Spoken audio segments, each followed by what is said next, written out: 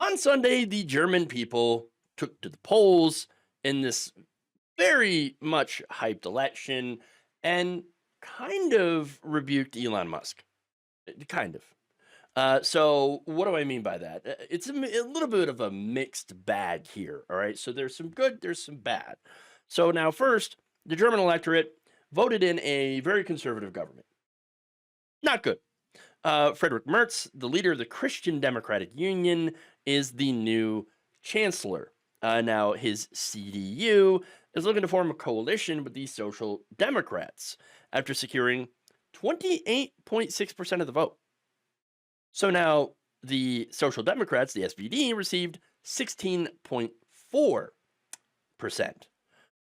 Okay, so now what about the AFD?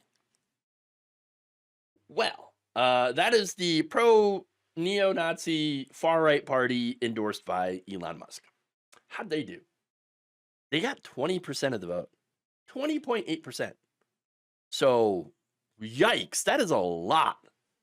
That is that 1 in 5 German voters were like, let's try the Nazi thing again. What? Now, that said, just because they got second in the vote does not mean that they're in power. Okay? Because it turns out all the other parties hate them. Okay? They like nobody wants to work with them, but they still ended up getting 1 out of 5 votes. They doubled their vote share from the last election, which is not good. It is not good at all. Um, and again, as I mentioned, there's also a very conservative government now in charge in Germany. It just happens to not be openly neo-Nazi. Okay. So now more bad news. At the end of the day, the AfD took 152 seats in the Bundestag, which means they get more speaking time in parliament and greater control over the legislative process, which is very scary. Okay. That said, all the other parties are like, we are not going to work with those guys. They have pledged to keep AfD from growing, and so they have no coalition partners, which is actually pretty rare in a parliamentary system. So if they can't go into a coalition, obviously their power, well, I mean, they don't get a lot of the power. Okay. So now, how did this happen, though? How did the AfD double their vote share? Well, they focused on immigration and Ukraine. So, in fact, according to Dr. Christian Cismera, and a migration expert at the University of Frankfurt, speaking to Newsweek, said that Musk helped AfD break into the global mainstream and that their shared views on immigration would now be key points to watch in the new government. Quote, Elon Musk's involvement contributed to the AfD's growing visibility.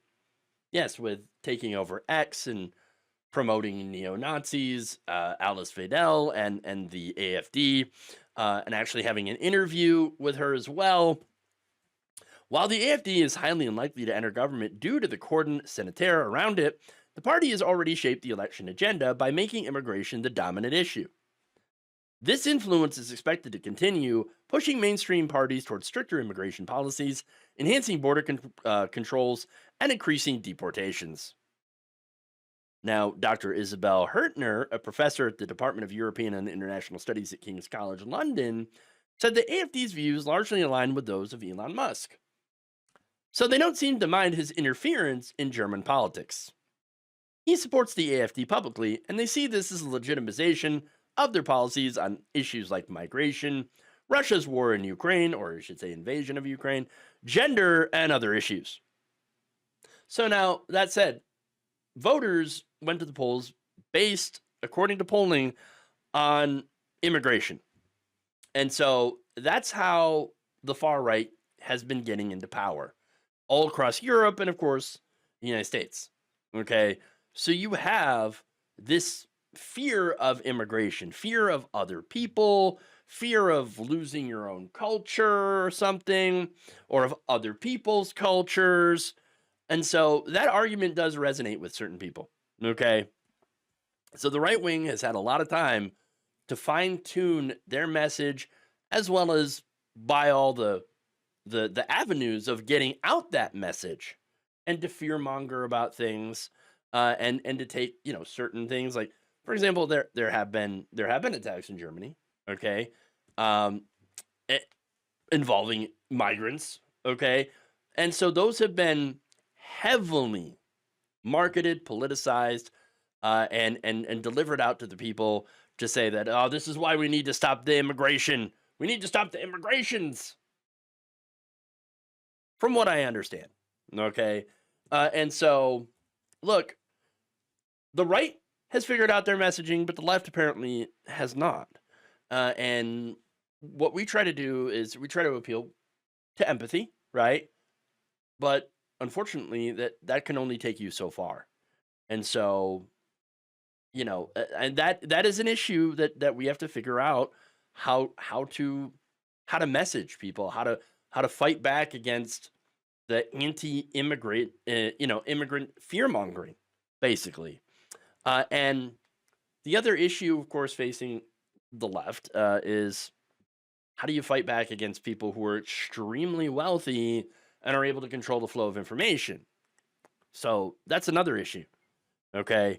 Now, that said, there's a lot of negative here, but there is a bit of a glimmer of hope in this relatively dark cloud. And that's just the fact that Musk tried to buy his way into this election and didn't work. Now, he lost, and partly it's because of the way the parliamentary politics in Germany works. Okay. So this is as Dr. Matthias Dilling, a professor of political science at Trinity College Dublin, and a co-convener of the German Politics Specialist Group, told Newsweek, except for the AfD, none of the other major parties responded favorably to Musk's interventions during the campaign, and I do not expect for this to change in the immediate future. Well, that's good. It's good, the fact that there are a lot of these European countries that do not have openly corrupt systems like the United States.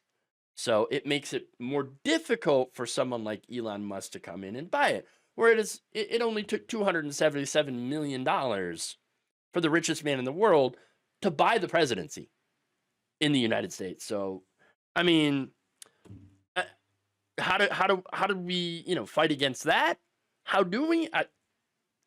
I would say parliamentary systems. Okay, and I know we're far from being a parliamentary system currently. The way that it works is that you have two parties, and the other one's a spoiler. Okay, and so with our system of money in politics, corruption, and the bicameral, I'm sorry, not bicameral, but just having a two-party system in this country.